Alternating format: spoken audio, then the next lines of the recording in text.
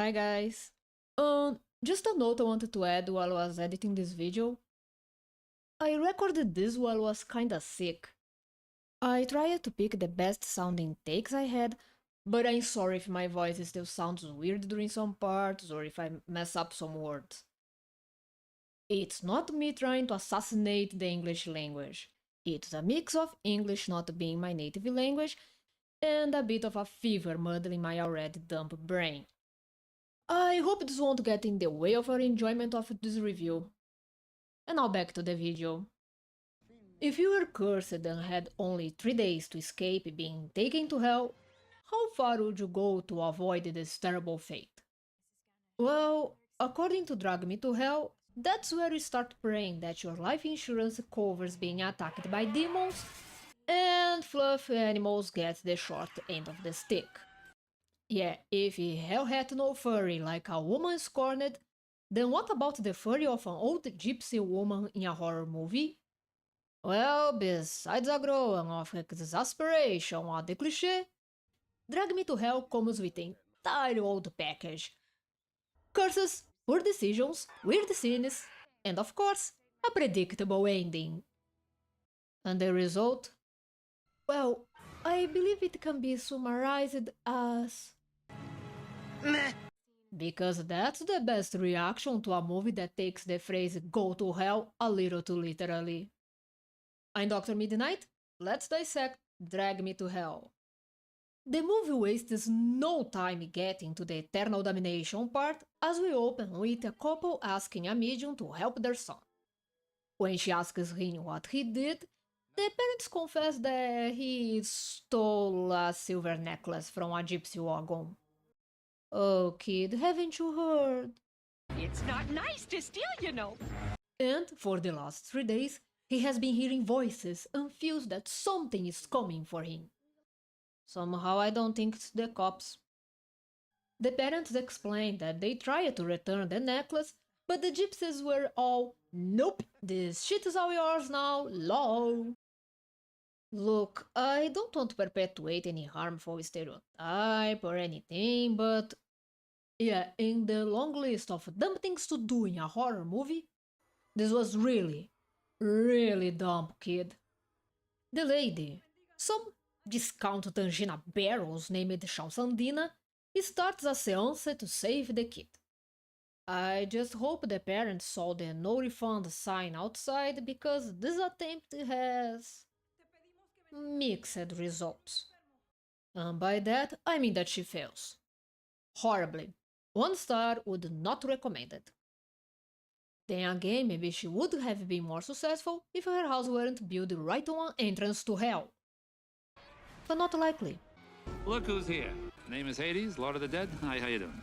And that's what happens when you try to save a dime for dead cigarettes instead of investing a professional for your son's exorcism. But okay, I admit it. This scene was pretty cool. There's a good atmosphere, a genuine sense of an approaching threat, and the visuals are quite creepy. Even the credits are interesting, showing people being haunted and some details about the curse. Alright, maybe this will be a good movie after all. We're then presented to our main character, Christine Brown.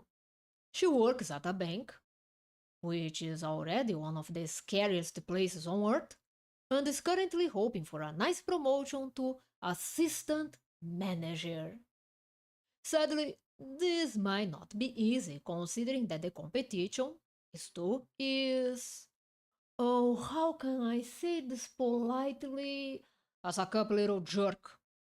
Not that her boss is any better, even by boss standards. Maybe you could pick me up a turkey club? You mind picking one up for me? Thanks. Sure. Do you guys want it with the usual side of broken glass? Oh well, at least she gets to have lunch with her boyfriend, Clay. And also give him a little something. A hair coin that she found in the bank, which will be a nice addition to his nerdy coin collection. Hey, those are his words, not mine. I'm gonna add this to my nerdy coin collection. Thanks for thinking of me. Aren't they cute? I bet they'll have a long, loving relationship if the movie allows it. Or You know, if Clay's mother ever stops being a busybody and pushes him to meet other girls that she deems more appropriate for her little golden boy. How do we and Christine know that? Oh, he puts the phone on speaker when Mommy Dearest calls and we get to hear all about it. Oh, the one from the farm? Well, your father and I I just have can't. certain expectations for you. I don't want to. You can't be playing around with little girls I think off you're the really gonna like. I farm. think Lovely lady, huh? Seriously, is this some kick Christine down holiday that no one ever told me about? What's next? Christine, you messed up my order. Are you sure she isn't cursed already? By the way, I know bosses usually don't give a damn even if the employees are literally stabbing each other as long as it's not in front of the clients. But wasn't this dude right there when Mr. Picky Prick here made his so-called order? And spicy mustard. Yeah, I said no mayo. They are sleeping together, aren't they? Well, Christy, you can either start looking for a new job somewhere with a healthier work environment, or you can introduce their cars to that nice key you have in your purse. But before she can think about her options, she needs to get through the rest of this crummy day. Oh, come on, it can't get any worse, right? Oh, wait, Will you help me? I can give you the number of my manicurist. And a cock drop. This lady, Miss Ganush, explains that the bank's repossessing her house and she's here to ask for a third extension. Now, Christine can grant this extension, but she's torn about what to do. Because her boss loves to see his underlings squirm, he tells her it's her decision while reminding her that it's a tough call. You know, the same thing he praised Stu for. So yeah, no pressure or anything. So, because Christine is a big meanie who hates old people and only cares about silly things like her career, she chooses to do the worst, cruelest thing she can do, her fucking job. Oh yeah, trust me, we'll talk about this later. She tells Miss Ganush that sadly she cannot give her another extension. But hey, Miss Ganush has a granddaughter, maybe she could. I would not burden her. Oh, okay. There are also nursing homes. It's not ideal, of course, but perhaps just while you figure out what to do. No, I would never live in one of those places. Okay, lady, you're really not helping. The old woman starts to leave, worried about what she'll do, and in a fit of Karenitis has a brilliant idea. Making a scene. That will certainly change everything. You get no cookies for guessing how this goes. Shame me. I beg you, and you shame me. Next thing you'll know, he would politely tell me to leave. The nerve of young people! After a day with people playing darts with her sense of self-worth and dealing with crazy old women, Christine just wants to go home. Especially after noticing said crazy woman's car parked right in front of hers. I mean, she could say hell no to that, turn around and at least try to ask someone to walk her to her car. But she doesn't, so she gets a handkerchief jump scare. Okay. Oh, and it also turns out that Miss Ganush has decided that since begging didn't work, perhaps assault will do the trick. What follows is a very strange cat fight. Christine hits the woman with her staple, giving her some not so cool piercings and crashes her car. Sadly, there were no victims. Miss Ganush proves herself to be a tough cookie, but I think she got a concussion after all, seeing how she decides to go further with the assault by sucking Christine's face. Hey, in the words of Reddix, no kink shame, but no kink same. Christine finally kicks the woman out of her car, but has no time to drive off. Well, she has, but she feels the strange urge to laugh that she beat the old broad. Oh, look, a penny! A really big penny, sucker! See, Chrissy, that's why you should laugh while driving away. While whatever security stuff this parking lot has is getting more popcorn, Miss Ganush drags Christine out of the car, rips her button off, and So silent, Betty. I can't make heads or tails of that. after talking to the button, Miss Ganush gives it back like a polite lady. Okay, and with that, Christine is cursed. Because apparently Miss Ganush here can summon demons, but can't summon a way to pay her mortgage. I guess demons are just cheaper. Soon it will be you who comes begging to me. The dream of every Karen who ever lived. After telling the cops what happened, Christine decides that since she had such a crappy day, she might as well finish it on a high note by throwing her hard-earned money away with a psychic consultation. Why? Who knows? Maybe the creepy wind just told her to. And apparently, a single encounter with an unhinged old lady is enough for Christine to consider that the first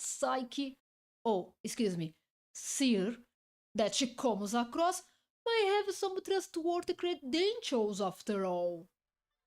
Well, good thing she didn't go to that old guy in the park who is always screaming about the alien chip in his brain.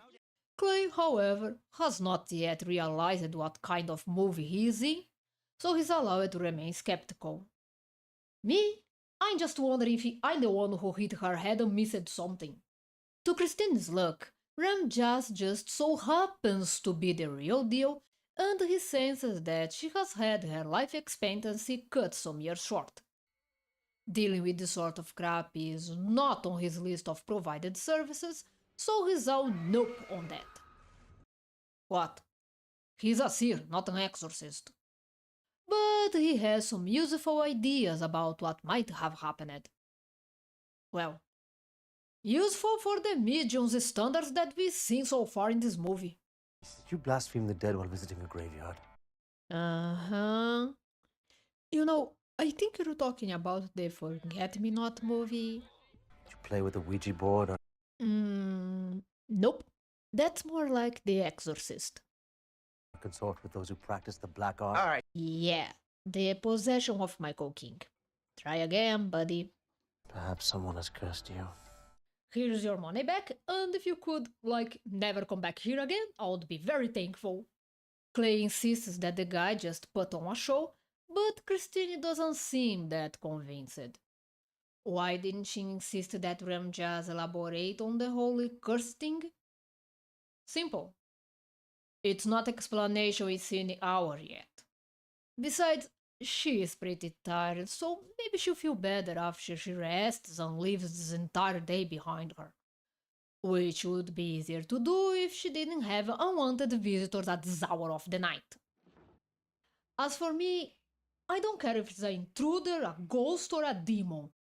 If you bother me at this hour of the night, I am scratching your eyes out. At first, Christine is scared, probably thinking it's an intruder. But it turns out it's just the wind. Literally.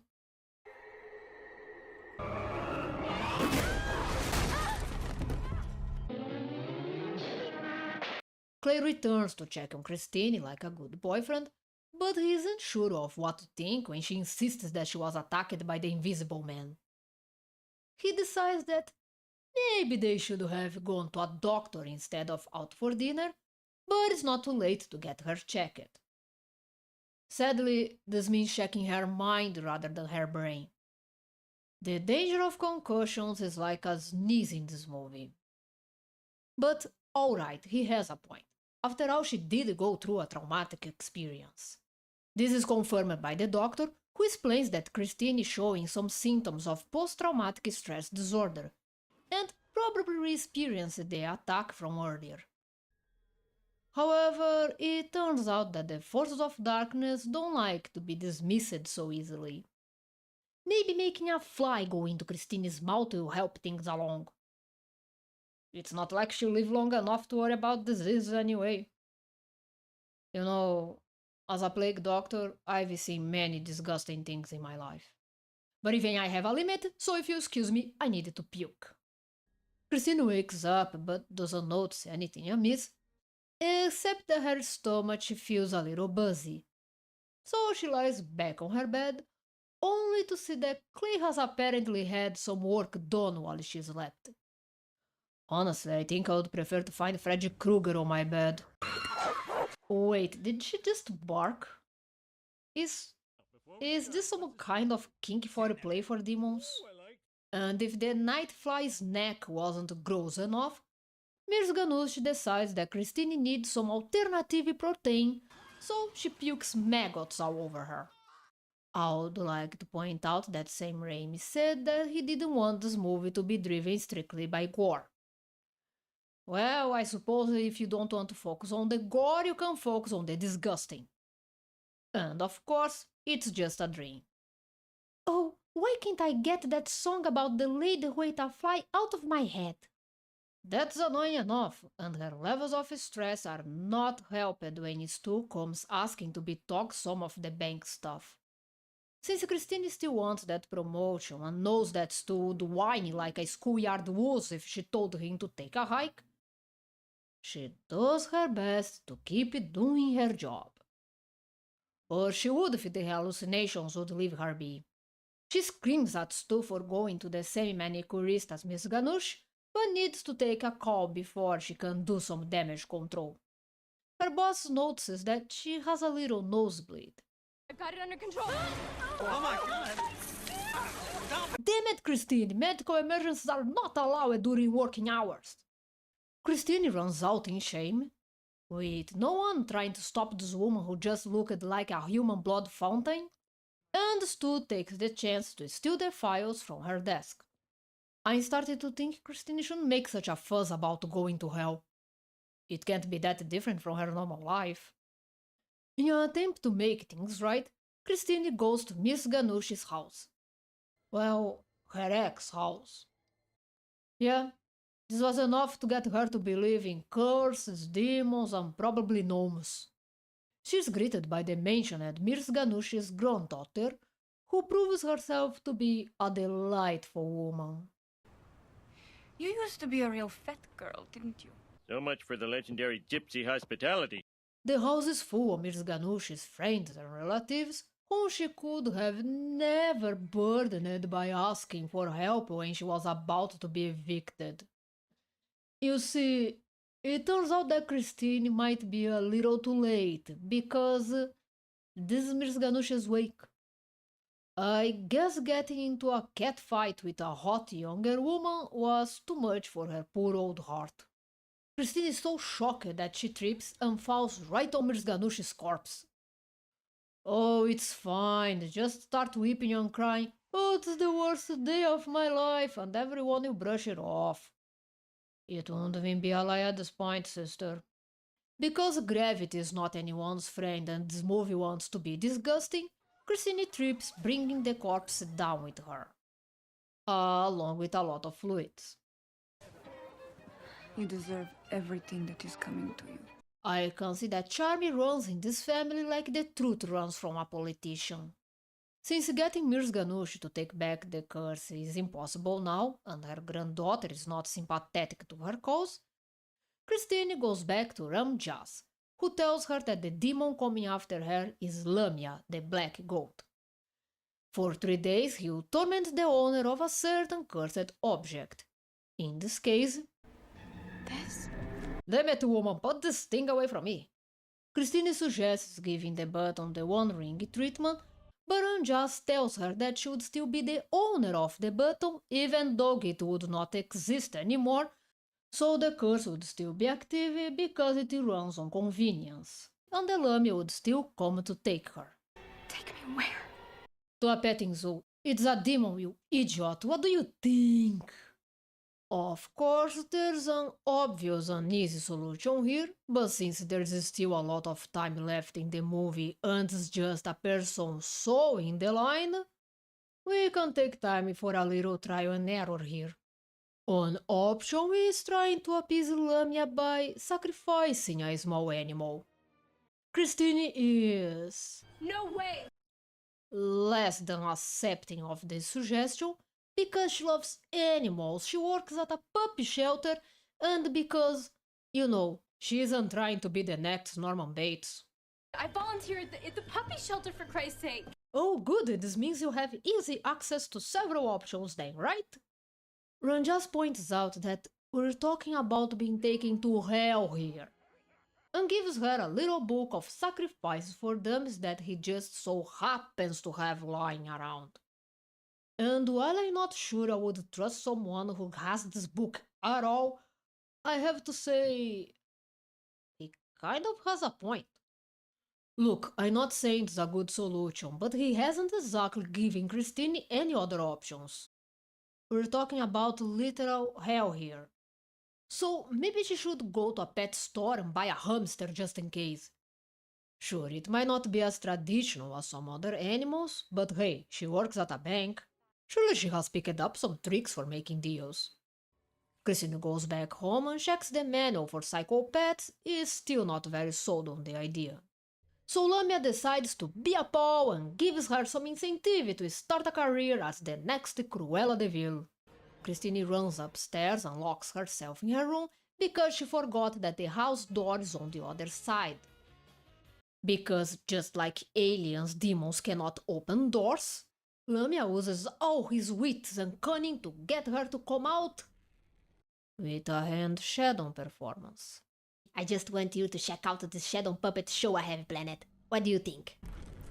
Oh, come on! No need to be mean about it! It turns out that Lamia is sensitive about his shadowgraphy.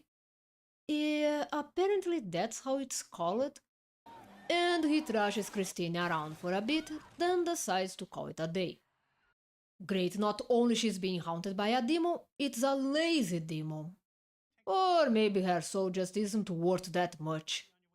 Christine, now terrified out of her mind and knowing that she has an unrequested one-way ticket to hell, decides that maybe there's something about this whole blood sacrifice thingy. What follows is... well, how can I say it? Look, Chrissy had a kitty. Now Chrissy doesn't have a kitty. Poor kitty. While I'm not sure she bothered to follow whatever necessary steps for this sort of stuff, Christine is convinced that she has appeased the demon, so everything will be okay now. Because this girl clearly has never watched a single horror movie in her entire life. Look, I know everyone likes receiving gifts, but I would wait until I got a little card written in flames that said, "Thanks for the cat, it was delicious, we're cool now." Or, wait at least long enough for the blood on my shirt to dry off. You kinda need a confirmation, With that pesky little business of being sent to hell over, Christine can focus on what matters. Dinner at Clay's parents'. If you remember, Clay's mother is not a fan due to Christine's humble origins, so our girl wants to make the best impression possible. She even baked them a cake.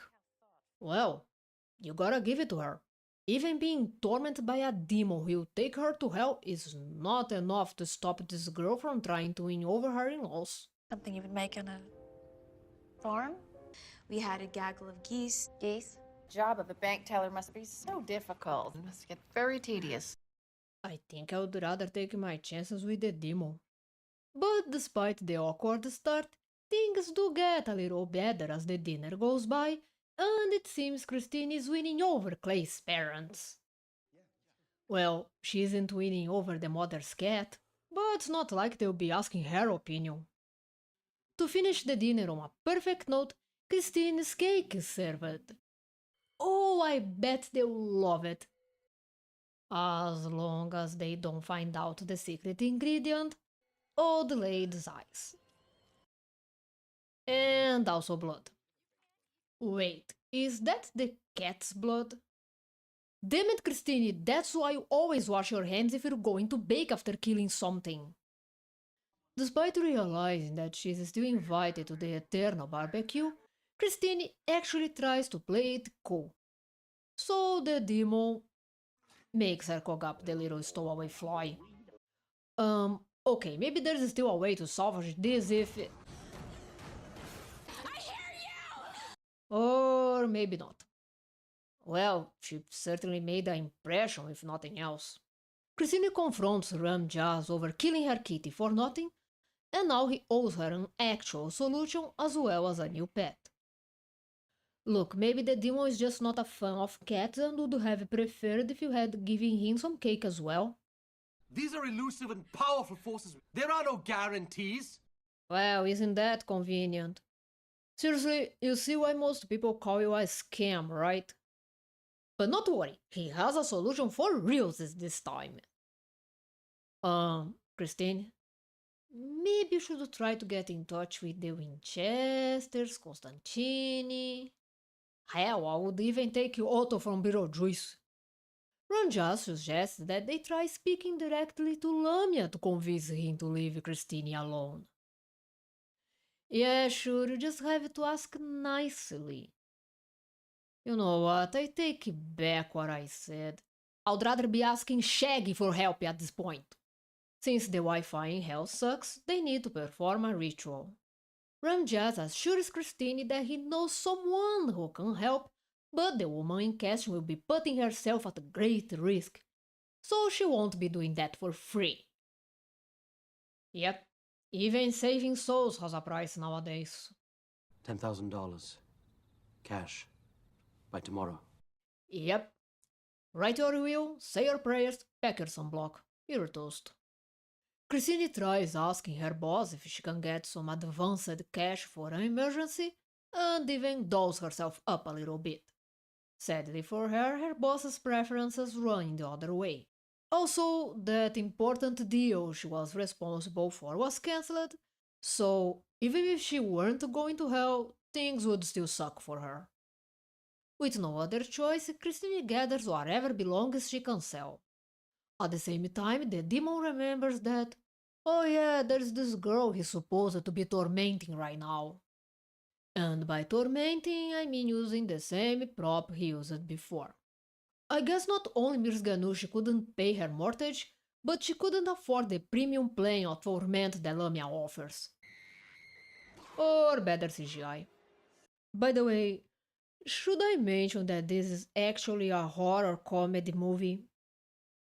Yeah, because I don't see it. I'm not even sure what reaction they're expecting from me here.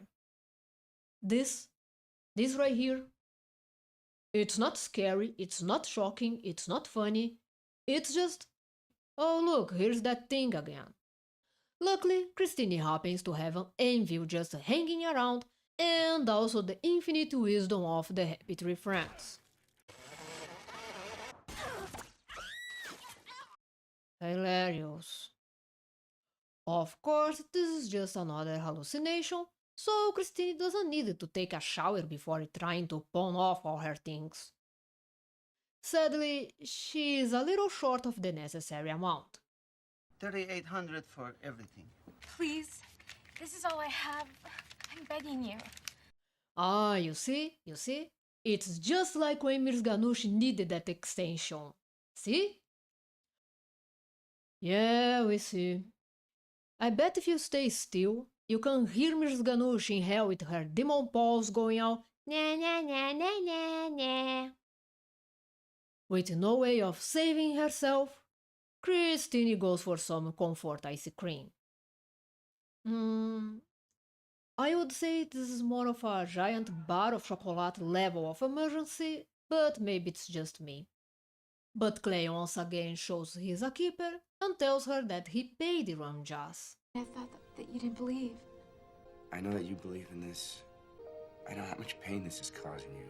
I remember a promise that I made. I would always look out for you. Damn, Christine, you hold this man and never let him go. She goes to the medium Ramjas spoke about, and of course, it turns out to be Sandina. Christine has not read the reviews of this woman's past clients, so she's on board with whatever they have planned. You know what? I'm starting to think they're in cahoots with Lamia. Sandina is an experienced medium. Experience that failing, if you ask me. Sandina admits that she has lost a boy's soul to the demon in the past, so she hopes that this is a chance to redeem herself. The money is because revenge doesn't pay the bills. Christine has no time to find a second option, so they get ready. Please tell me she has at least updated her will. Now, you want to hear their plan? It's a foolproof plan, it's such genius you won't believe it. They will invite Lamia into the circle, and it will possess Sandina. Then, all Christine needs to do is place Sandina's hand on the goat's head. The demon will be forced to possess the goat. Then, this dude just needs to kill the goat, and bam! Problem solved! Or, to save on postage, I'll just poison him with this. Okay, I'm not an expert on those things, but if I may ask, how is this supposed to work exactly? Do you mean that this will, kill the demon or force him back to hell without Christine's soul like an employee without a Christmas bonus? Because I'm pretty sure that killing Regan wouldn't have also killed the demon. I'm not saying I need a complete lecture on the matter, but if I were Christine, I would have preferred some reassurance that this could have worked at all instead of just ending up the main ingredient for curry goat. Oh, and here's a crazy idea. How about you secure this goat with something a little better than a rotting rope? Tie its legs up, drag it a little bit. I'm just saying that if this is really the best plan you can come up with, the least you could do is pretend to put some more effort into it. By this point, it's just common courtesy. Lamia accepts the invitation to the tea party and makes it clear that he doesn't feel like letting Christine off the hook. The soul of Christine Brown! No! It was my manager, Jim Jack! He was the one— Silence! You know, I think she actually would have better chances of getting out of this on her own. I repeat, she works at a bank. She must be used to making deals. Hey, it worked for Christy Cotton. The holy transferring spirits works, and Lamia possesses the goat. Milos, however, has the aim of a toddler and ends up cutting the rope. And also getting possessed by the demon because who saw that one coming, right? What follows is probably the best scene in the whole movie. Lamia decides that, hey, since he is here, he might as well have a little fun. Okay, now I really wish you could see Lamia and Pennywise doing a dance-off. He also gives Christine her cat back with extra drool. Maybe she should have tried to sacrifice a dog. Finally, Sandina manages to banish the demon, then dies right after, likely out of shame for being so useless. Christine again thinks this means the curse is over, only for Ranjas to reveal that... Yeah, about that... Since Christine clearly hasn't been paying attention to the pattern around here, Ranjas explains that Sandina just banished the demon from the séance. The goat was not killed, nor was Milo, so... Yeah, Lamia is still dancing and kicking and probably also a little pissed that he had his me time interrupted for this bullshit. Because Christine believes the third time is the charm, she still listens to Ranjas, who finally points out the most obvious solution that has not once crossed her mind. She can still give the button away, therefore passing the curse to someone else. He says he never mentioned it before, because this means he would be an accomplice in sending someone to hell. And he could do without that in his mind.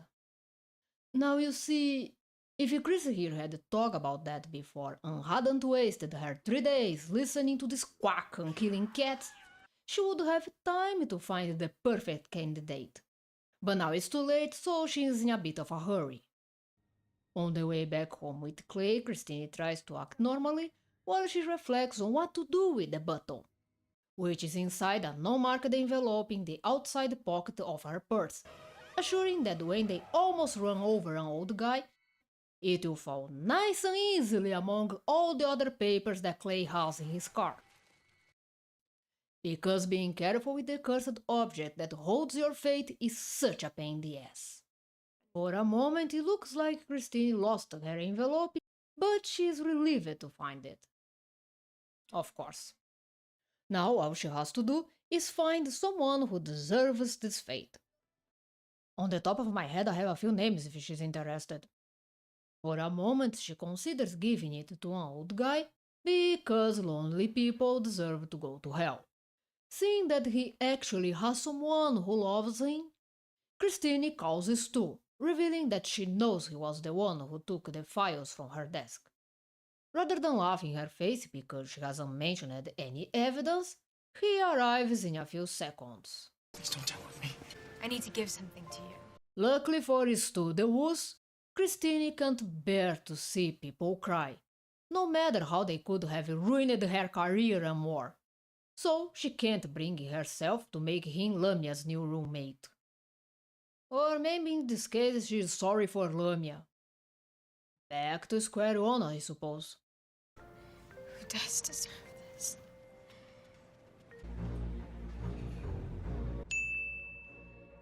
The dead can't refuse gifts, and since Mirs Ganush is likely already getting the eternal 10, it's a win-win situation. One little trip to the cemetery and some grave desecration after, Christine is face to face with her old nemesis. She forces the corpse's mouth open like a badass and shoves the button down its throat. Goodbye. Yeah, while the rain works to make this a dramatic scene, it doesn't help much when it's time to get out of the grave. And since she broke the coffin open, it means the corpse is now taking a nice swim with her. Dead. Oh, not dead. After probably a long time covering the evidence of grave desecration, Christine heads back home for a much-needed actual bath and an aspirin. She also gets a message from her boss telling her that they found out about Stu's little side deals. Well, actually they didn't. Stu just tried to blame Christine for the whole thing, but he couldn't do even that right. He stole your file on the McPherson loan and then tried to broker his own deal at First National, and tried to pin the whole thing on you. I just really thought he cared about me, you know. Now, if you excuse me, I need some time alone. This means that Christine got the promotion after all, which is an awesome way of starting a private weekend with her boyfriend. Oh, look, Clay also has a surprise of his own. Oh, that's so sweet. That's so great. I'm so happy for just you and cut the crap. That was the wrong envelope, wasn't it? I found this in the car.